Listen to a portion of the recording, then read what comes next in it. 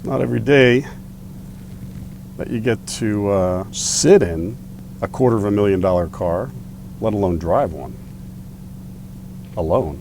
So, adios.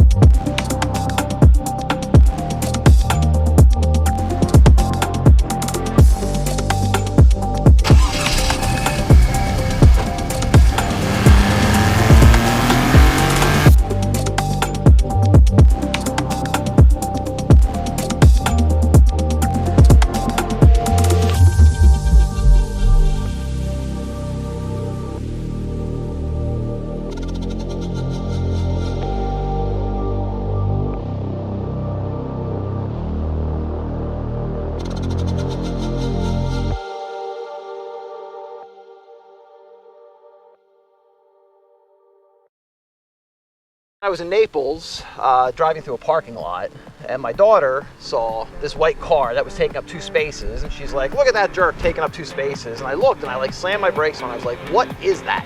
Like, oh my God. Googled it, saw what it was, and 2 weeks later, she was in your driveway.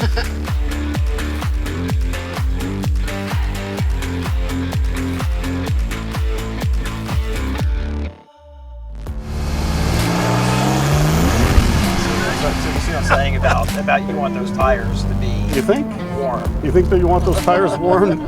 Oh my God. Isn't there traction control in this? There is. Oh, you took... No. That was on? That was on. Yes. Come on. Yes. Well, it's not doing its job. So now I had the 996, I had the SL550, and I had the Aston Martin Vantage, and I decided I had too many cars. Right. So I kind of got rid of them all and got myself a McLaren 570S. Right. I had the car one time up on the highway up to about 165 miles an hour without even a shimmy, and thought that was unbelievable power. And then I get in this car, and those extra 50 horsepower and what they've done in this engine is far beyond what the McLaren has in the way of power. Matt, 90 miles an hour. It puts you into C. No, and I'm not exaggerating. You can't get you can't get up, and it's like, and the speedometer's like... Does not want to go slow. It actually in the lower gears, it's actually fighting you.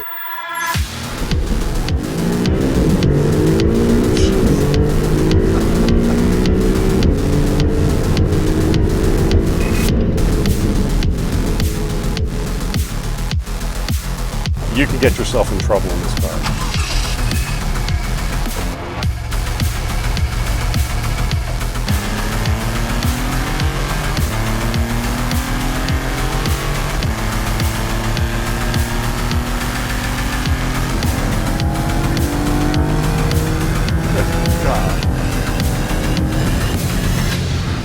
That was 130. Like it was nothing.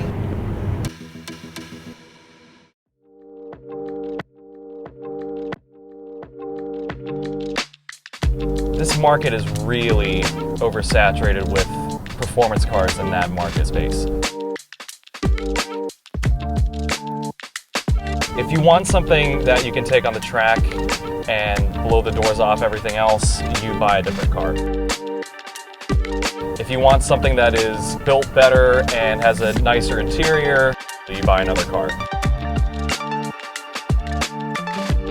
Let's face fact, this is $250,000, the C8. You get the Z06. The Z06 would probably run circles around this, and it's less than half the price.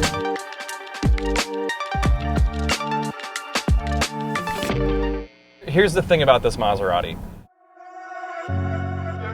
We were driving around today, we stopped to get gas. People thought we were celebrities.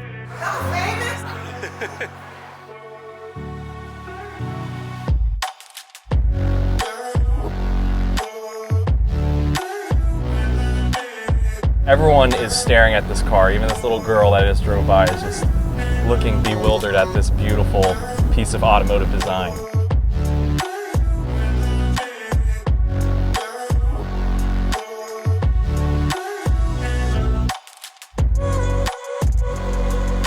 I'm truly blown away by this design. I think it is the most beautiful car on sale today. I just got a thumbs up from another person.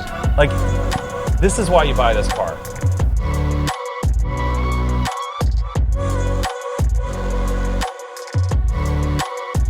It's rare to find a car that is this beautiful and this just eye-catching for the price point.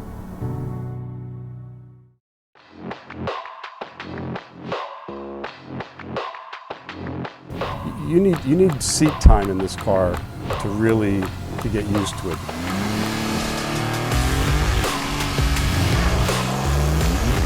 But that's an issue. Yes, yes. And once you're there, there's a much more comfortable Right, but the problem is, once you're there, that's the problem. Right. You know, so the average person that would buy a car like this is going to have issues driving this car. I drive a twin-turbo 911 and also 65 Corvette road race car. This car's scary. It doesn't have the electronics that are going to keep you safe. It's like having an abusive mother.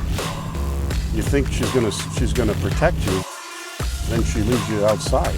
That's what this car's about. The power rolls on at different areas of the power range at different times. It's not a consistent. The car does not want to go slow. Actually, in the lower gears, it's actually fighting you. It really wants to run.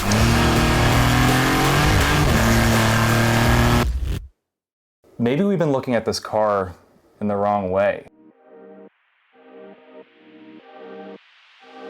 I don't think it's supposed to be a rival for the 911 GT3 RS or the Z06. It's supposed to be something completely different, which I think we found it really was. It was created to have its own identity. It's not created to compete or to match these other vehicles. The engineers knew what they were doing. They created their own vehicle. Like, it's supposed to be kind of this harken back to the golden age of supercars where they're a little bit more raw. Not anyone can just go in and drive them. They have a character to them. It harkens back to the classics, really. I think that the engineers said, we are Maserati, let's build a car. Let's not build an appliance, let's build a car. Let's build the car.